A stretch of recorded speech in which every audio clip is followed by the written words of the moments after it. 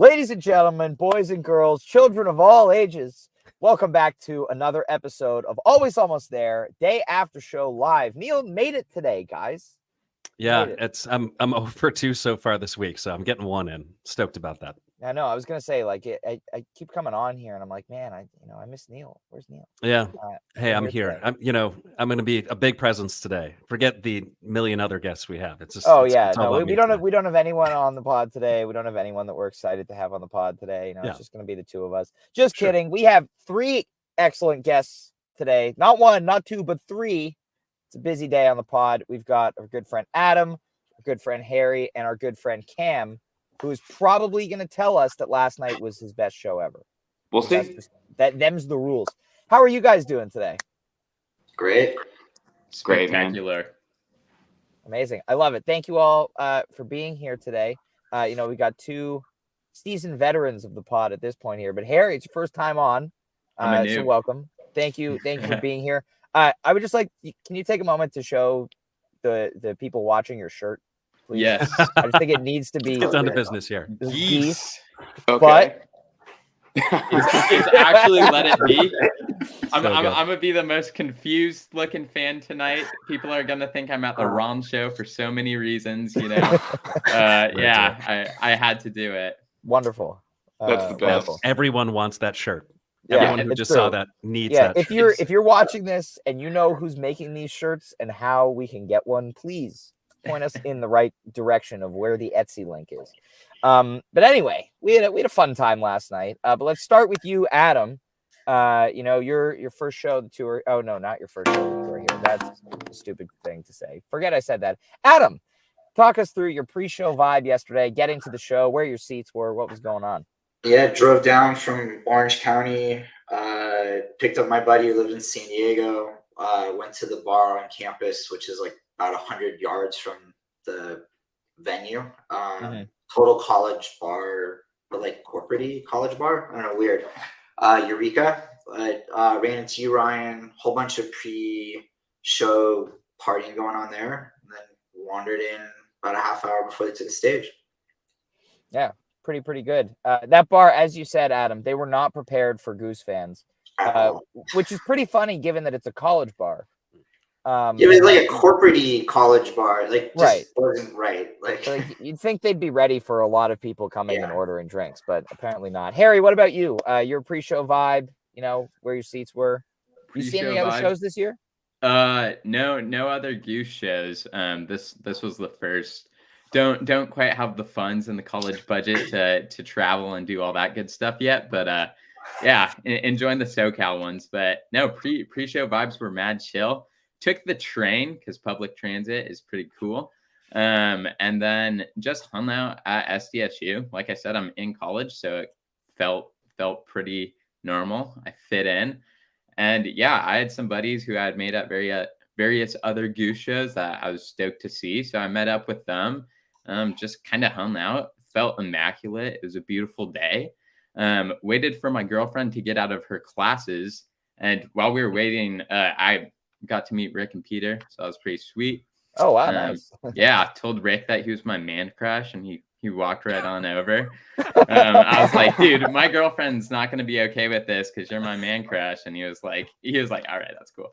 I'm sure he gets that a lot. Yeah, right. Like, yeah, I know. So basic. But then chowed down really quickly and hopped in the venue, a few minutes before showtime. And yeah, we had really good seats too. We were like in the, how the amphitheater, the upper level is like half of the amphitheater. Yeah. And then there are the two lower levels, which is kind of split. So we were in like BB, I think it was called. We were like maybe 10 rows up. It was really, really good view. You're right close to where Cam and I were then. We were in. Oh yeah, no way. Yeah, I snagged some $30 tickets before the show. It was like, oh, totally the move. Amazing, amazing. Cam, what about you? Your pre-show vibe? Man, I just waited for my girlfriend to get out of classes. Told Ricky he was my man crush. I flew down. This is me flying down, the hand motion. Flew down from SF in the morning and was kind of just hanging out in San Diego all day. Like I love San Diego. I just lived there through June, like for a little random stint. And that venue, Cal Coast Credit Open, but Yes. nailed it. The venue. That venue is the first place that I saw Goose. And I love that venue. And so I was really, Jess and I are going to be going tonight in LA, and we'll be going in SF on Saturday. But I was like, I got to send it down solo for that SD show because I got to return to where I had my first show. And I also went to my first show alone there for to that, so it worked.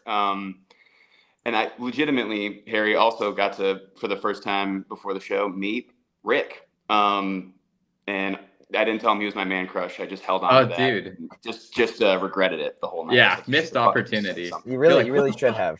Yeah. You have to tell, when you have feelings for someone, you have to let them know. Exactly. Tell Exactly. him you love him. Exactly. It's more show don't tell though, isn't it? That's what it was for me. Right. I knew. Yeah. I just never said anything. Just take your You're shirt just off. like gazing. Whoa, Cam doesn't pop, Adam. Oh, hey, Cam has one rule. Okay. No popping. You do not It's a real pop. topic. Do not. Do not pop. It's a circumstantial basis, but yeah, blanket, do not. Do not pop. That's the rule. Even in Southern California, do not pop. Anyway, So true. yeah, similar to Adam there, went over to Eureka, hung out with some good friends for a bit, and then headed into the venue, got down to our seats. I was really struck by, I remembered seeing in pictures and video from the last time they played there that it was like a very vertical looking venue. Yeah. Then like walking in and kind of looking down at how low the stage was, I was like, oh, it's like really vertical.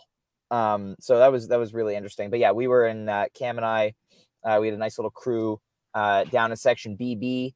CC, we're not BB. We were in section CC, slightly Trevor side, but on the inside aisle.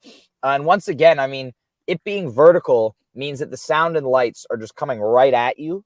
So the sound and lights were amazing again last night. I chatted with Getty for a second on the way out after the show, and he said like this is one of his favorite venues because I guess he just loves just being able to blast the crowd, as opposed to being out over everybody, which is really So cool. like Red Rocks vibes you're getting there, but Yeah, maybe exactly, more steep. exactly. Yeah, right on.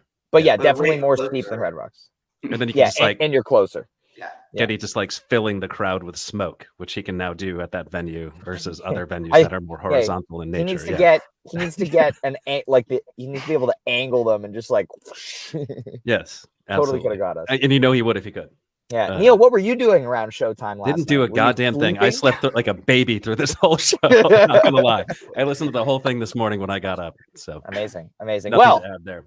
I think we all agreed right before we started, but I'd like to start this analysis of the show with a sweeping proclamation. This is the best show that Goose has ever played in Southern California. Easy. Agreed. Hmm. Yeah, fireworks. Fireworks. Really, I love when that happens. Love when that happens. Well, let's start diving into the show here. Let's start with you, Cam. Let's do two songs here: Turbulence and Mas Canada. Turbulence is one of my favorite songs. Always love to get a Turbulence, and I haven't seen Goose in a while, and it's been since April. So I was like, "Thank you. I will take an opening Turbs to start the show," and it was great. And I also love Mas Canada. Like Ryan, you hate my reviews of shows because I think everything is sick, but this, like, truly, the opening of the show, I was like, I'm so happy to be back at a Goose show with these two Cam's songs. a vibes guy. I love Mas Canada. Yeah, Always there we down. go. Harry, your thoughts on the first two tunes? Yeah, Turbulence. I called that shit. I gotta say, my girlfriend, she said California Magic. I shamed her. I was like, that's so obvious. I was like, we've got a big turbulence gap. It's coming. To be fair, they do go for the obvious pick. Exactly. Yeah. I was no. expecting Cali last night too. Yeah. Shame. But yes. No, I'm just kidding. No. So Turbulence, I felt like it was just pretty standard Turbulence, but always welcome. Gotta love it. And then Mas Canada kind of started a theme of the show that I don't know if you guys feel a similar way, but I definitely feel like Goose played into the like Latin culture of San Diego last night. And like that was a very obvious one where they just went for it. But like I felt like I even heard in later jams, like they were definitely riffing off of the Latin vibes. And like this was definitely the obvious song, like I said, but I thought Mosquenado was dope, and I was like, oh yeah, very, very appropriate pick. So There we go. Adam?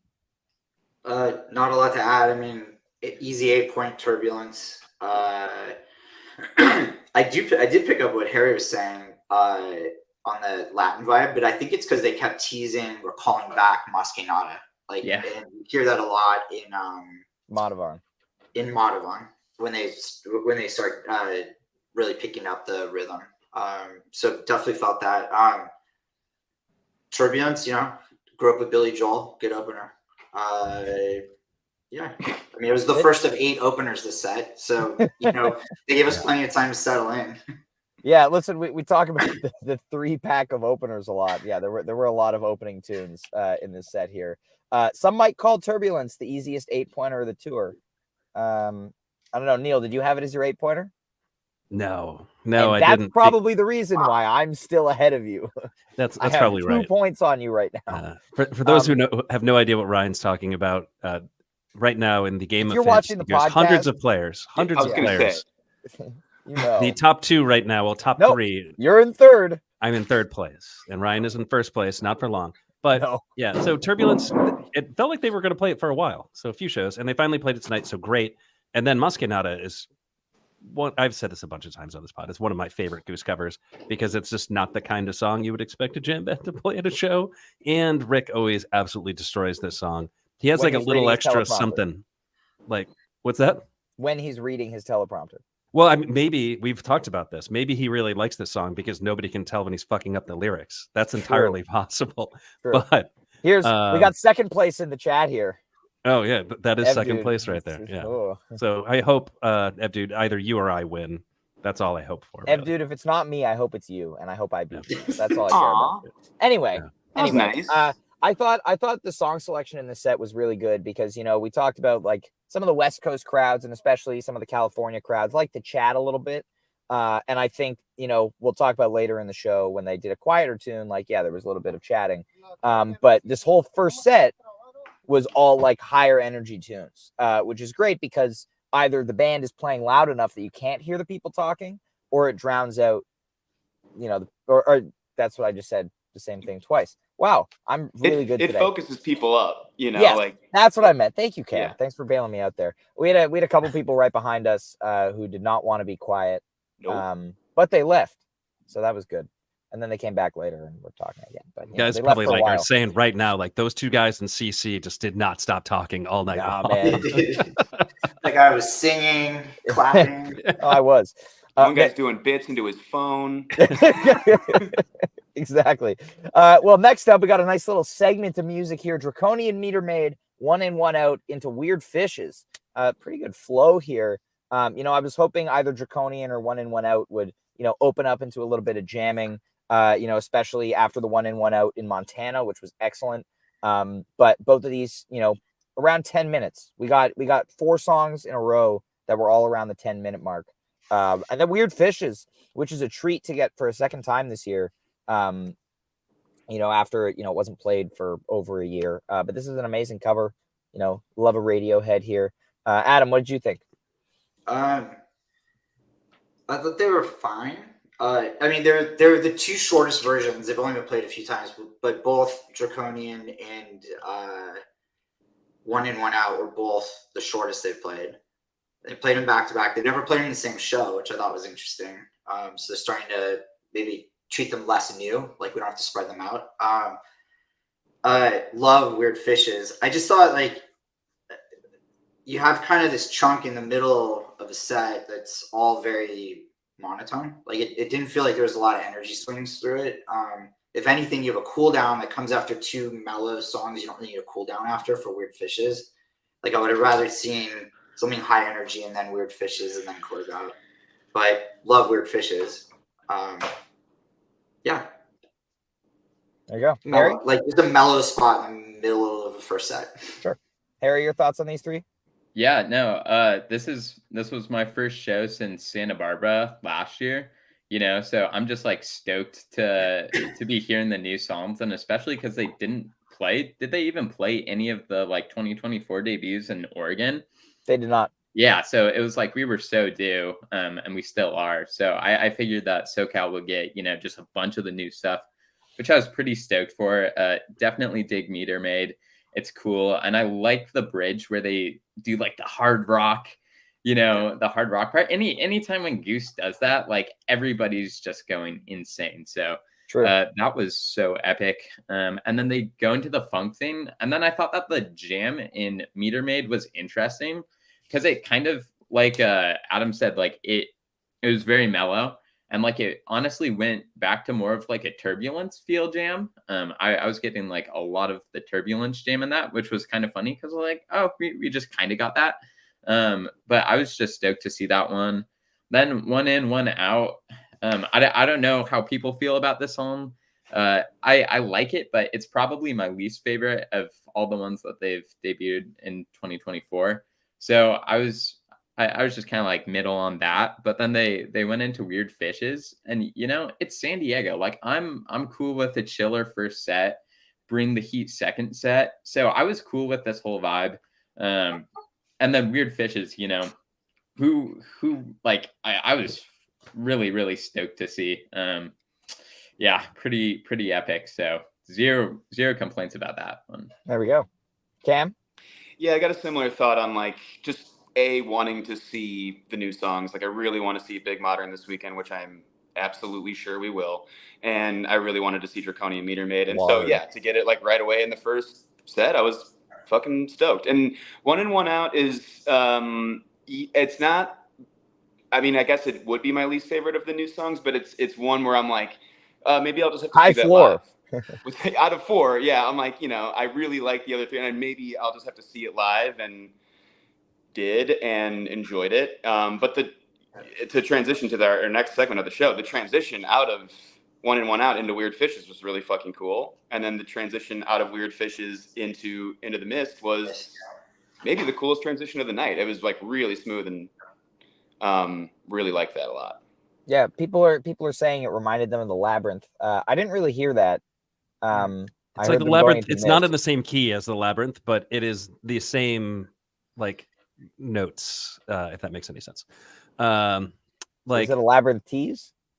I wouldn't say it's a tease. Just go back and listen to it. It sounds just like the beginning of Labyrinth, but it's just in a different key. All right. I think maybe you would know better than I. Your ear is far better than mine. You can kind of parse that out. Hey, I didn't live near Berkeley for a while. Yeah, right. Yeah, on One In, One Out, does anyone else feel like it's going to become like a Redbird? It's got the vocal section at the beginning. Yeah. Maybe you like it, maybe you don't, but you get past it and you're just off to the races. I feel like it's maybe their biggest jam platform they introduced this year. Big Martin's big and it's got lots of sections, but that feels like it's just ripe for just huge open-ended jamming. Yeah, I think we're gonna get a pretty sizable One In, One Out by the end of the year for sure. Yeah. Obviously at this point, I doubt we're getting another one on this tour. But I would say when they come back end of October into November, we're gonna get some sizable. It doesn't have an ending, right? No, it does not. Yeah, so yeah, it's just like a Redbird then. Yeah. Well, it's just like every Peter song kind of.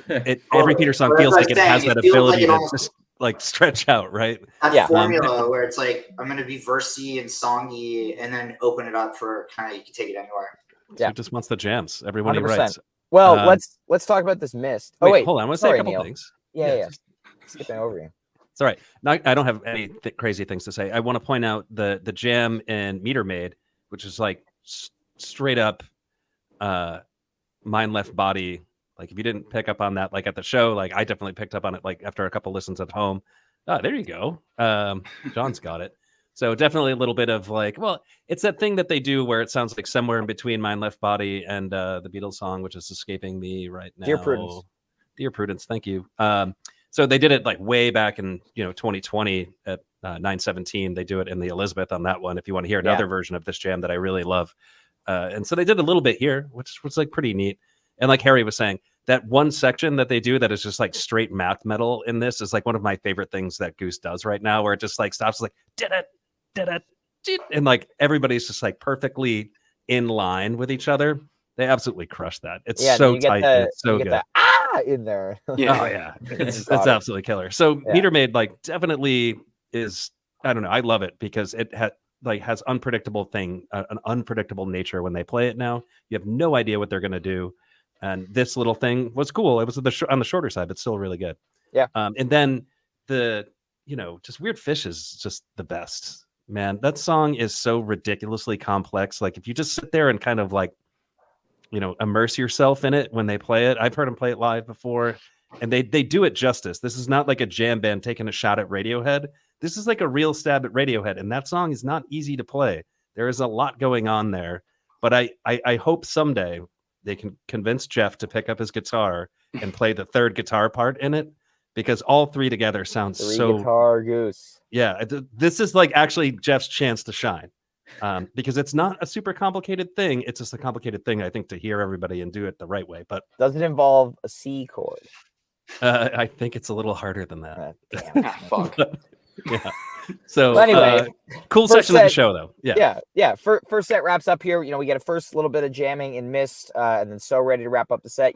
Mist is kind of getting to this point where we're getting like 15 minutes of high quality, major key jamming out of a Mist pretty much every time now. And I mean, I don't hate it, but I kind of wish they would do something a little bit different with it every once in a while, and or play the ending, please.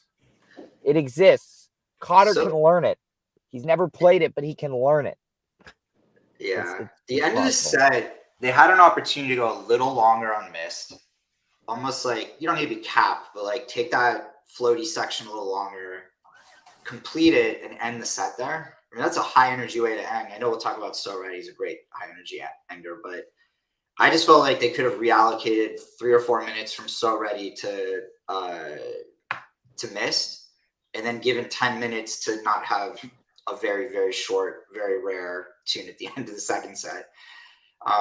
So I love the Mist. I just wish it went a little longer, and I thought it could have ended the set.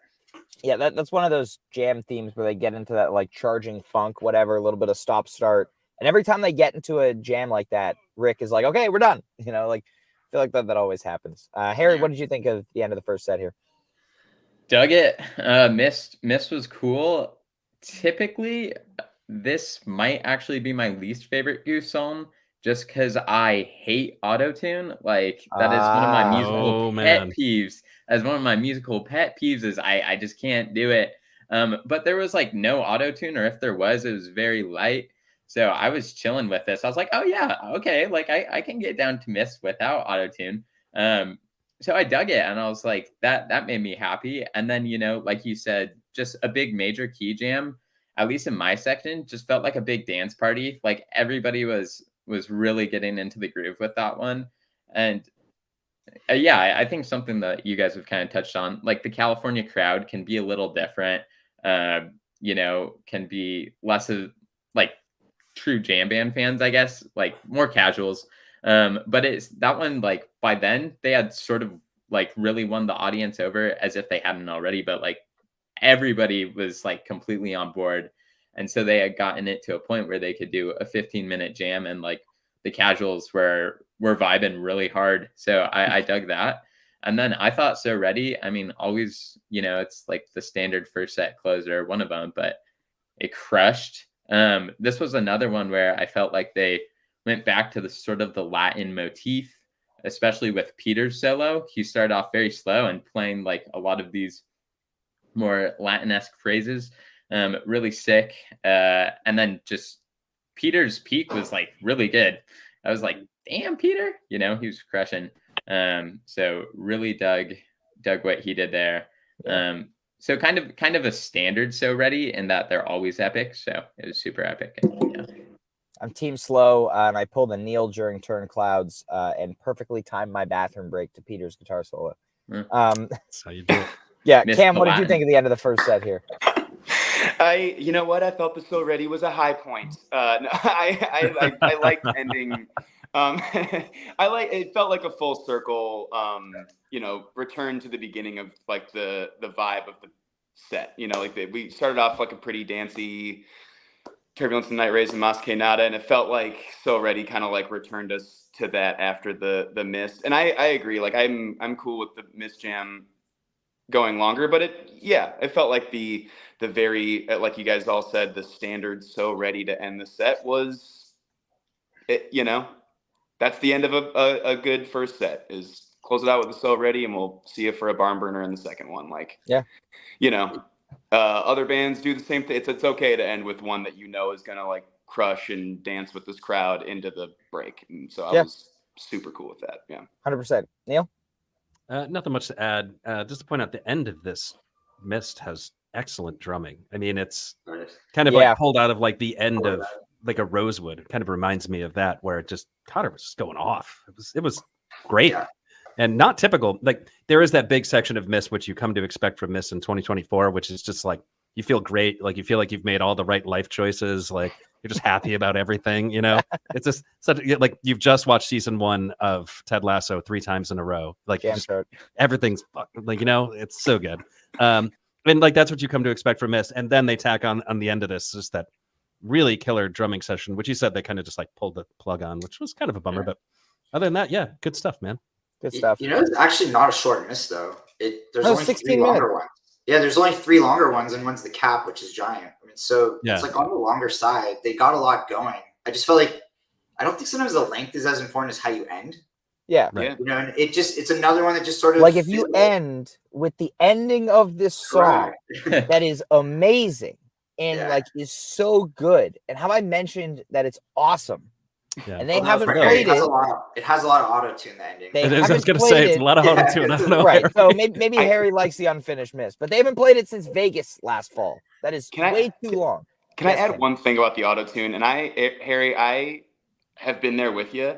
And this is a hard left from Goose, there's a docu-series on Netflix called This Is Pop. There's a couple different good episodes of it. And one of them is with T-Pain, and it's the history of it like the Usher thing? About Discover. I don't know if you've watched it or seen it, but like it legitimately changed how I view auto-tune within music, especially like from that early 2000s era, and it makes you love T-Pain. And so just a moment for T-Pain on the Always Almost There podcast, if you guys don't mind, and check out that episode of the documentary, because I think it contextualizes auto-tune in a way that makes it a little bit more of an artful choice. There we go. All right. Thank you for that, Cam. Wasn't ready for the highbrow T-Pain comment. Good little anecdote. All right, guys, I'm going to take off. Thanks so much. That's actually why he was here. He came on this podcast. He wanted to, waiting for the opening for the T-Pain. It says right here in the notes over here, Cam-T-Pain stuff. So I just started riffing. Just doing what you told me to do. Yeah. It's a good riff. Let's talk about set break here. Harry, how were you feeling at set break? Okay, that's actually crazy you asked, because I was not feeling good. I had this raging monster headache, which was the only thing that like was keeping me from loving the first set, as well as the chronic whistler who was next to me for like 2 songs. Oh God. He moved, thank God, but so the headache was gnarly, and with the like no bag policy, a lot of people, including my girlfriend, didn't have their purse, so no medication. So my goal at set break was just to ask as many groups of middle-aged women as possible and see where I could get a little aspirin or ibuprofen. Found a lovely lady who gave me some.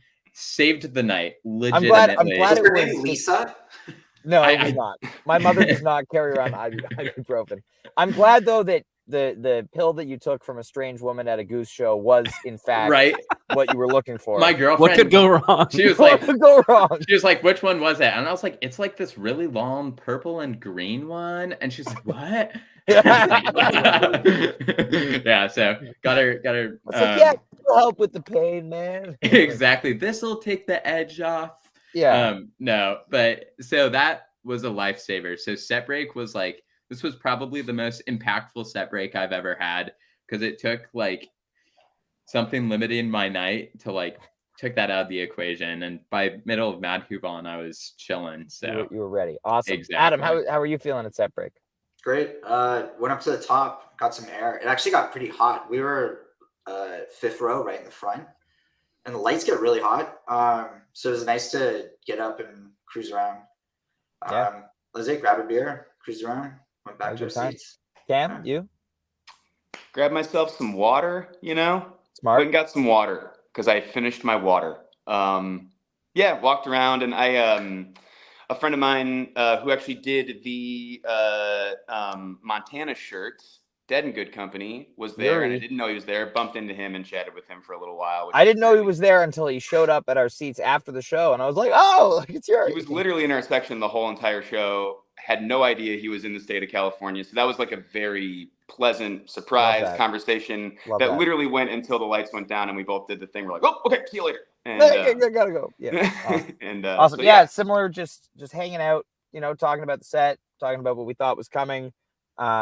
It's been weird the last couple of shows, like predicting what they're gonna play. They've kind of not been going with the super obvious choices in a lot of cases. Like I thought, like Give It Time was coming like 3 shows ago. Thatch, a couple shows ago.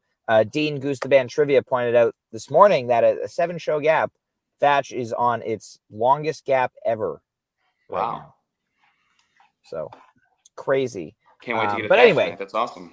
Let's dive in to this second set, because this is, you look at it on paper and it's like, oh, fuck yeah. And then you listen to it and you're like, oh, fuck yeah. This is what makes this show the best SoCal show that Goose has ever played. But let's start with this Madhavan, because, you come out, open the second set. I feel like, oh, we lost Cam.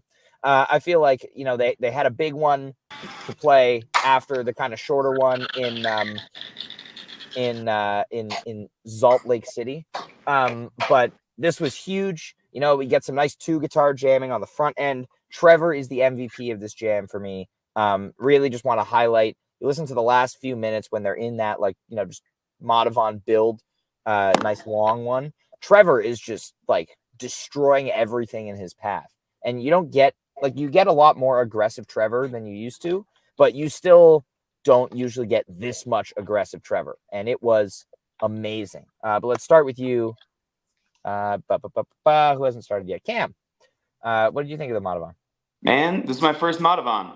It has eluded me. And I, going into this weekend, was like, I just fucking would like to see one of them, if that's okay. And this was a really, really good Madhavan to open the second set. And it felt really good to turn around to Ryan and be like, it's my first Madhavan, to him and Lisa. And they were like, good for you.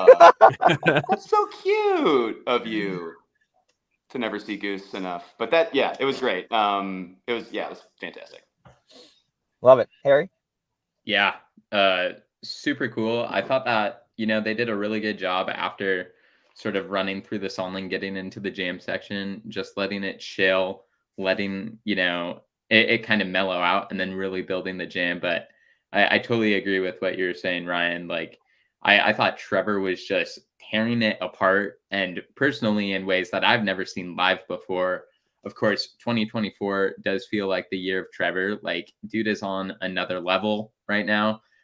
Really coming to his own in terms of like being one of the leading proponents of the jam, and we're seeing him push the jam way more than before. And his playing style is very different from Phil Lesh, but he's pushing the jam in similar ways to Lesh, where it's like he's going off script, right? And he's doing stuff that we've never really heard. And so that's really cool. And by him doing that, I feel like it just gives the band more room to explore. Whenever somebody else takes the lead, it sort of takes the pressure off of, like Rick, for example, and it allows other room for Rick to go elsewhere, which has been really cool about these 2024 jams, I think, and especially the ones where Trevor rips. So seeing him take more of a leading role, like that was easily the first time I had ever seen it live. So I was stoked about that and just felt like, yeah, they did a good job easing into the jam. And then when the peak came,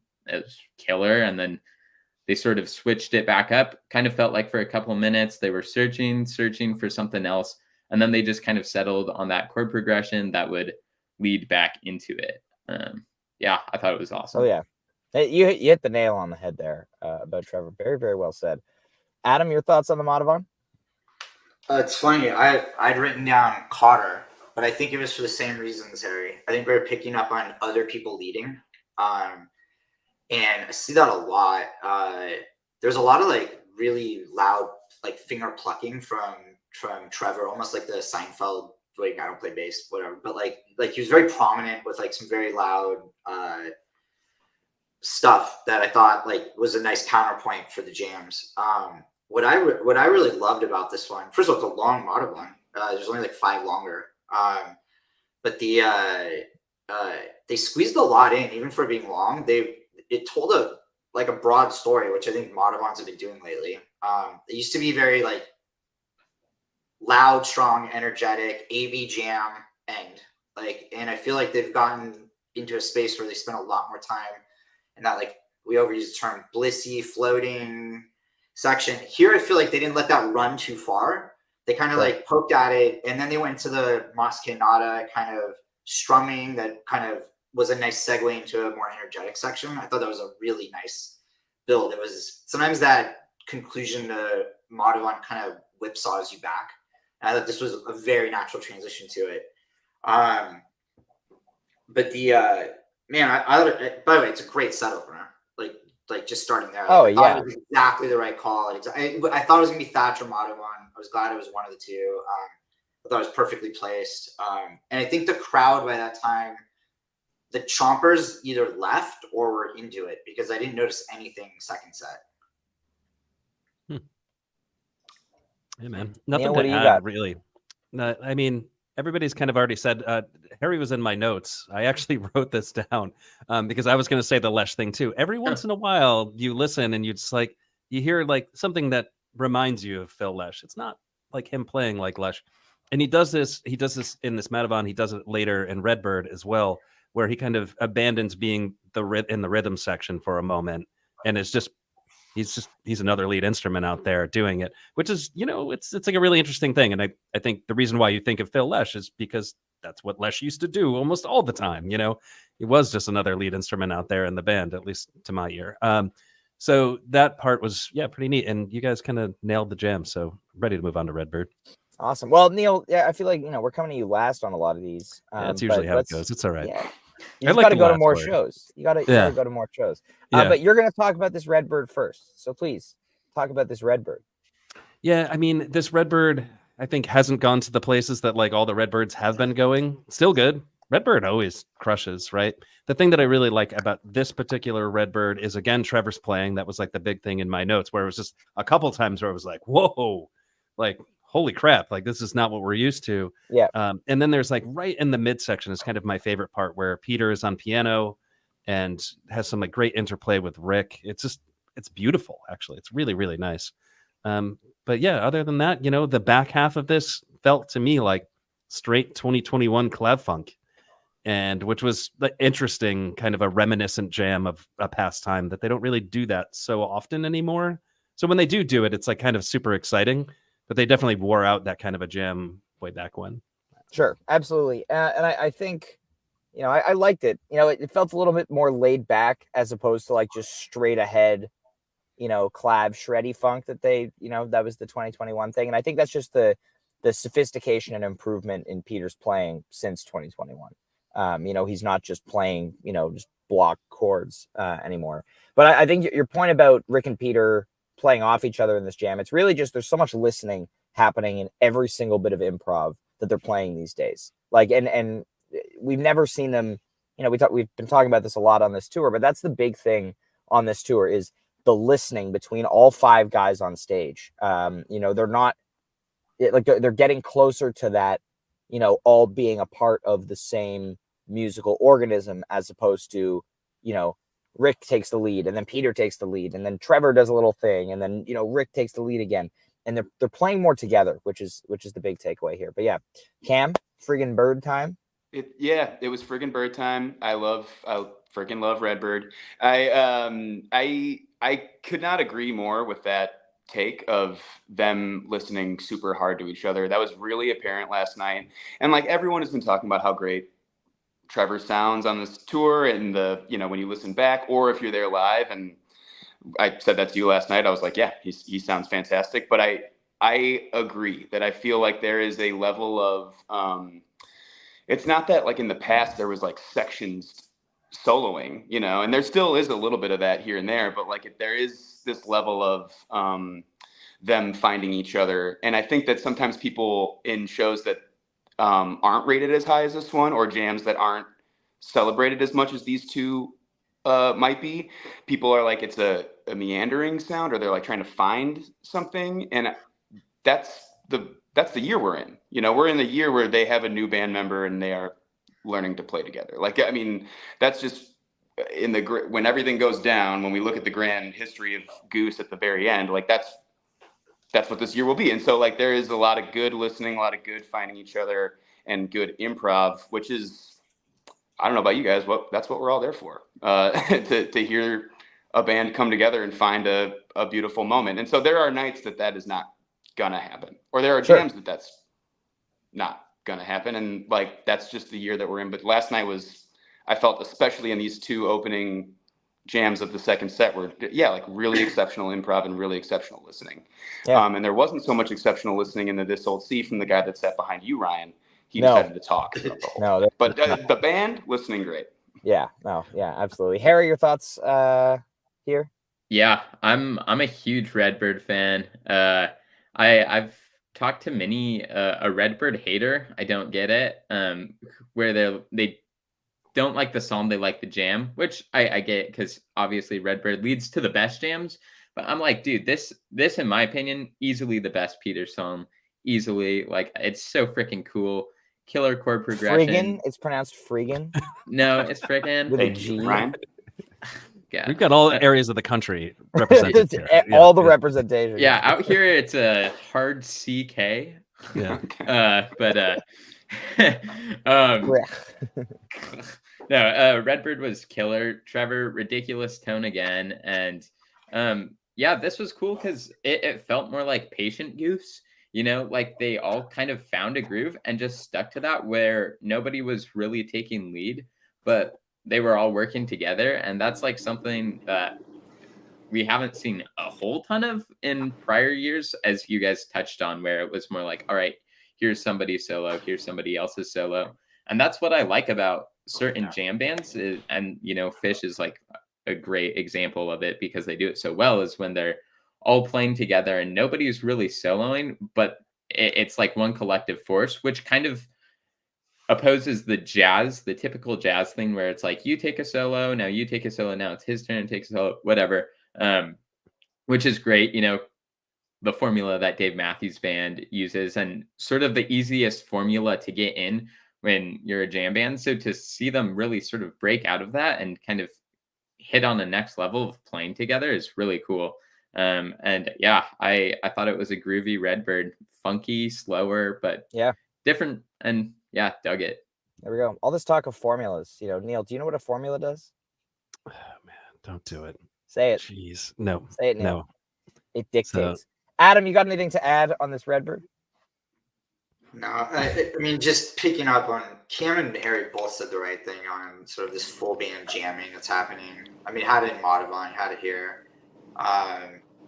It's like in jazz, Harry, you have bands that do that. Then you have bands like Bill Evans Trio that like that's a verb, like trioing. They play together, and I feel like that's what they're doing now. Like Fish Quartets as a verb, and like they all play together now a lot more organically. I think it's Cotter. Like that's the part that's a trip. It's you have a new guy who theoretically should be throwing all the chemistry off, and it's relearning.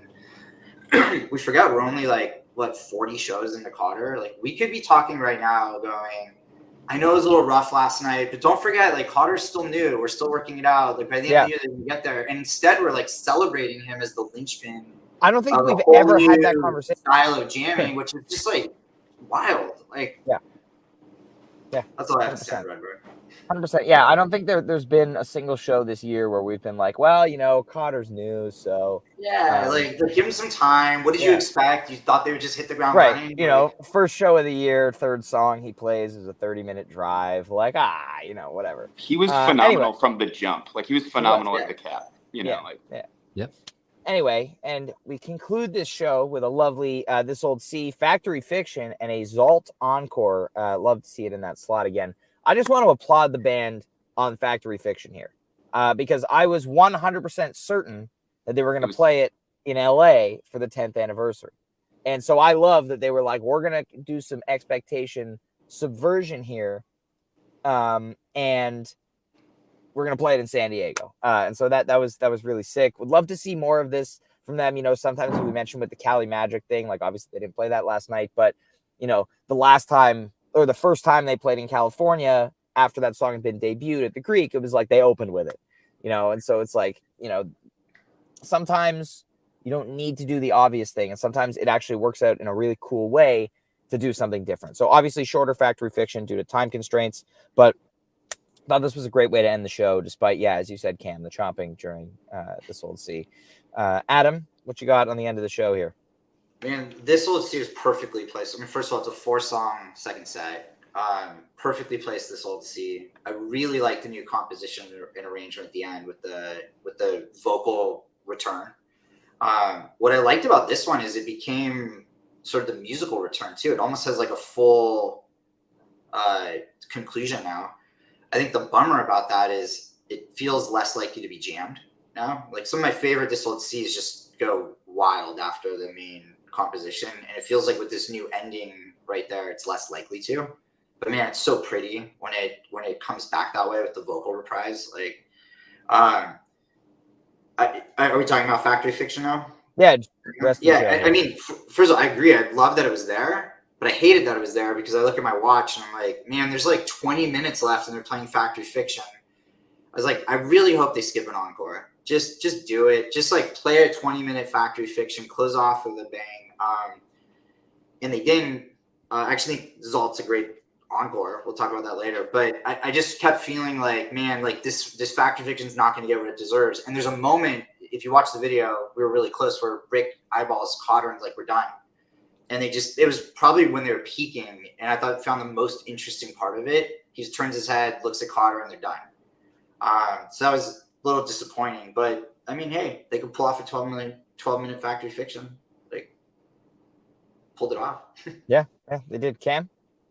Yeah, I mean, that was the downside of last time I played here. You know, like you're playing on a college campus, you got a shorter time. Last year it worked a little even more against us, where we have an even shorter show. But like, I guess like that will be one of the downsides of playing a venue like that. But you will not always get to see Goose at college campuses in San Diego at little venues like that. And so, you know, it sucks that they had to cut it short there, or like they end at the peak. I felt maybe the same way, but I was thrilled to get again a first Factory Fiction, and then. I mean, like, if that's the trade-off, like, I'll still take seeing Goose at these smaller venues, and I know it cuts the show short a little bit, or like, you know, they have a different day because they're at a college campus, like they're not able to have the same day that they would have if they were at, you know, a bigger venue or things like that. But it makes for a cool experience for the audience at this smaller venue that I fucking love. So I guess that is a little bit more of a review of the venue, but the Factory Fiction was awesome, and then got the Zalt at the end, which, like I was saying before, I want to hear all these new guys. So yeah, was stoked. Amazing. Harry, your thoughts on the end of the show? Yeah, This Old Sea, love. I mean, don't we all? Like, it's so beautiful, so pretty. Came out the perfect time, like you said, Adam. Like, it was just, yeah, perfect time to drop into more of a ballad, but it still had a lot of heat for like a slower ballad. There was some serious heat there, but it was so good. Luckily, no chomping in my section for that one, so just got to enjoy it in peace. And absolutely loved it. And it did kind of remind me, you know, not to make another Grateful Dead comparison, but it felt very much like the Hunter Garcia ballad slot that comes after Drum Space, where it's like, we're going to put in a ballad, wind down. It's like very sobering, come back to earth, and just beautiful. And then take off with the rest of the show, you know, give an insane rest of the show. So I just thought, like, yeah, this whole set flowed so well, like impeccably well. And that was the perfect song, perfect placement. And I loved every second of it. And then I heard the Mutron, and I was like, oh my, you know, just it's happening. Played a quick lick. I was like, is this Factory Fiction? and yeah, lost it. Absolutely lost it. The thing is too, is like the intro to Factory Fiction gets me so fucking amped. Like I don't even need the rest of the song. Like I'm just going, like Yeah, just hit like, that riff. Yeah, I'm like, open the pit. Yeah. I'm a metalhead as well.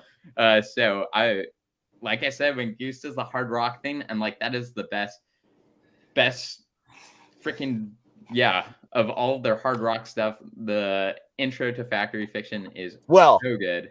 that's spoken like somebody that hasn't seen Big Modern live yet. Just That for the is record. that is Tonight's very the night, true. Harry. Tonight, we're large I- contemporary. Harry, I hope you're in the pit at the Greek Yeah. because you're gonna need to be opening it up a little. Right. Yeah. Knock over some seats.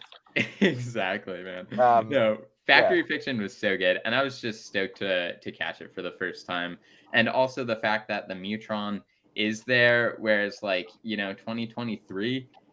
Not to say we got weaker Factory Fictions, but we didn't like the Mutron wasn't in the opening riff, and like that's what I really like about it is you got just that insane tone from Rick, and then then it turns into the dance party. So I honestly I was just so happy to hear the song.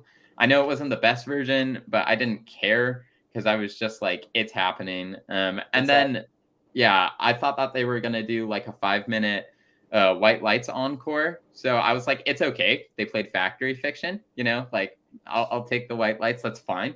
But then they did Zalt. And I was like, are you kidding me? Like, we're getting another heater. And like, I was super stoked. I think it was a worthy sacrifice, less Factory Fiction to get a little Zalt.